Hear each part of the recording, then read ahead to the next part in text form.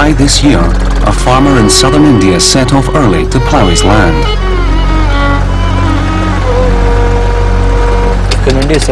It was 7:30 in the morning and we were on our way to the fields. There were 4 children gathered here. They said, "Brother, someone has buried a baby here." The baby was wrapped with a cloth and buried deep in the ground. She shouldn't have been alive, but somehow she was. We are surprised because the baby is buried under the ground and covered with the moss, and usually they will die. But this baby is alive. Hospital staff named the 2-day-old girl Bru Lakshmi, the earth goddess. Every week in India, thousands of baby girls are aborted, killed or abandoned simply because of their gender. Bru Lakshmi survived. She's one of the lucky ones.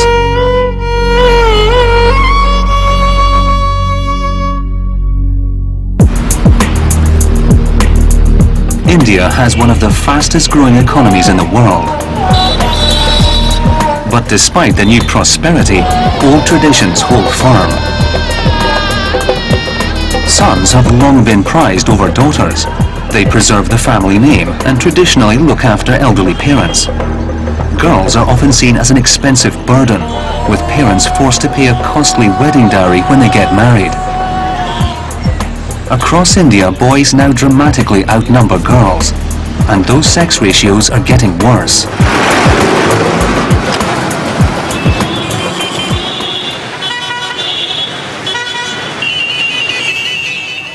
Across the country are hundreds of children's homes, filled mainly with girls. The birthday girl here is Harshita, and she was abandoned last year in October, and she was just 2 months old.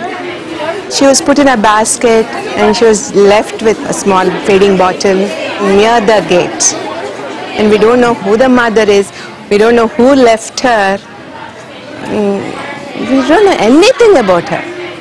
We don't know her birthday, so today is a very auspicious day. We thought it should be her birthday.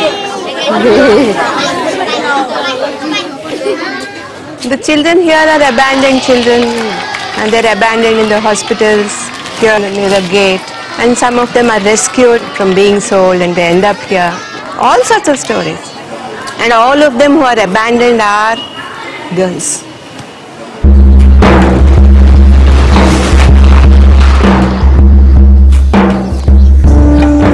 Back in the sleepy village of Mabudnagar, the grandfather of the buried baby girl has been arrested. He's made a confession to local reporters.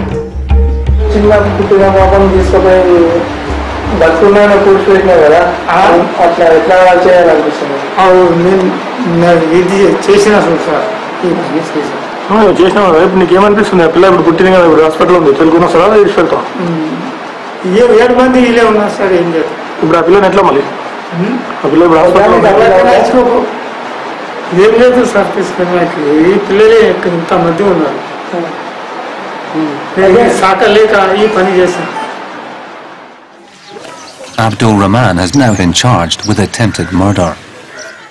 For his family, rolling handmade cigarettes is their only way to earn a living.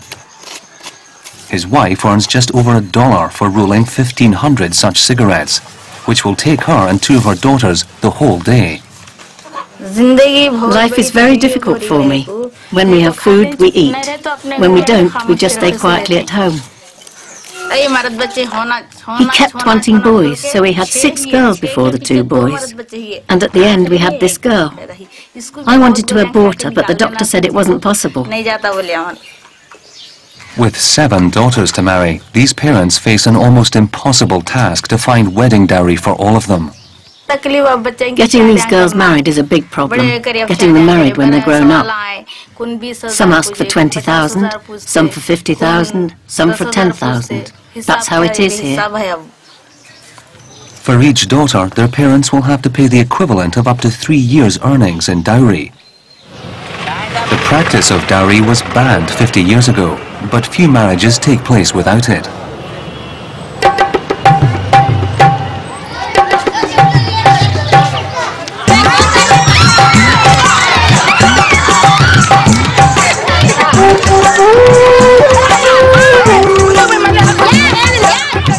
girls are not just seen as a huge burden by the rural poor. Even educated middle-class women like Sandhya face pressure to produce sons. When I had my daughters, especially the second one, a lot of my relations and my friends, they said, poor Sandhya, she has a daughter once again, the second time.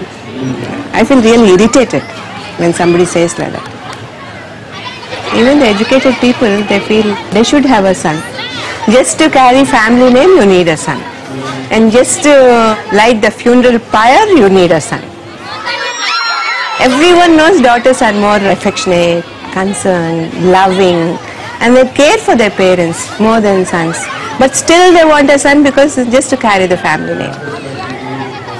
Son, that is son obsession in the society. On the edge of Kadapa is the new district hospital, equipped with some of the latest medical technology. For the past 20 years, ultrasound scanning has been available in India. So the head of the fetus, so we can see the heart functioning. Fetal age is 13 weeks, that is 3 months. As well as detecting fetal abnormalities, the new scanners can of course reveal the gender of the developing baby. That's meant that many Indian families are now desperate to know whether they're expecting girls. It's not easy to recognize the sex of the baby before 15 weeks. But after 18 weeks, you can recognize sex. Everybody asks for it.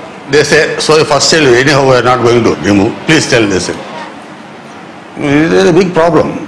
One thing they show that those who don't want a female baby, they are trying by hook or crook to get rid of it. Abortion is legal in India up to 20 weeks, but abortion on the basis of gender is not. 13 years ago, the Indian government banned sex determination tests in an effort to stop the abortion of females. But that's not stopped the problem.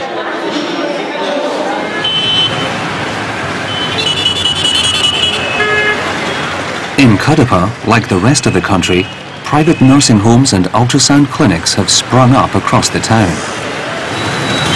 10 years ago, there was only one scanning machine in this town.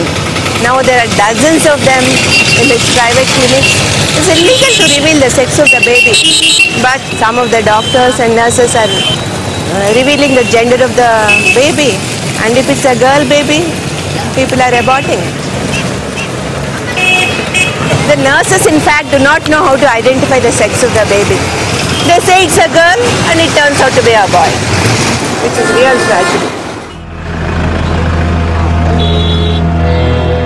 This summer, in the neighbouring state of Orissa, the issue of sex selection was forced into the headlines.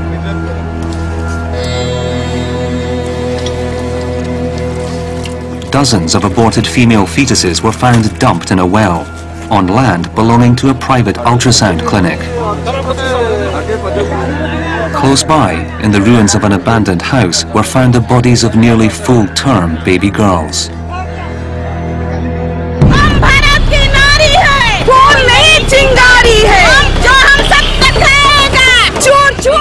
The story made national news, and protesters took to the streets. Telling the government to stop female feticide. Yeah, and so we are shouting against that we want freedom, freedom from exploitation, freedom from female feticide.